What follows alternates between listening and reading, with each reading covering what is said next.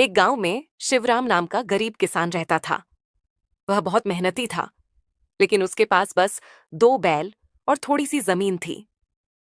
उसकी पत्नी जल्दी ही गुजर गई थी, इसीलिए उसका सहारा सिर्फ उसके बूढ़े माँ पापा थे। शिवराम दिन भर खेतों में मेहनत करता और शाम को घर आकर माँ पापा की सेवा करता। माँ हमेशा कहती, बेटा, गरीबी से मत डरना, हमारी दुआएं तेरे साथ है। लेकिन हालात बहुत कठिन थे। एक साल ऐसा आया जब बरसात बिल्कुल नहीं हुई। खेत सूख गए, अनाज न बचा और खाने तक की दिक्कत हो गई। गांव के कई लोग शहर की ओर भागने लगे। शिवराम भी सोचने लगा, क्या मैं भी गांव छोड़ दूं? यहां रहकर भूखा मरूंगा।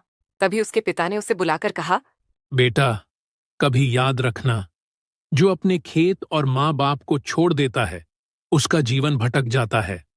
हम गरीब हैं, पर मेहनत से किस्मत बदल सकती है।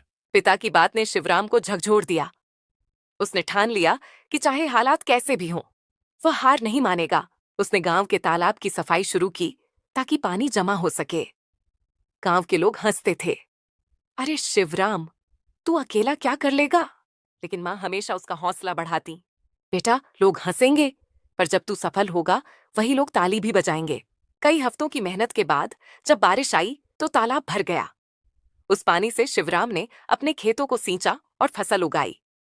जहां बाकी किसान भूखे थे, वहीं शिवराम के घर में अनाज भर गया। अब वही गांव वाले जो उसका मजाक उड़ाते थे, उसकी मदद मांगने लगे। शिवराम ने सबको अनाज दिया और कहा, अगर माँ पापा की सीख न होती तो मैं भी शहर भाग गया होता। पिता की आंखों में आंसू आ गए।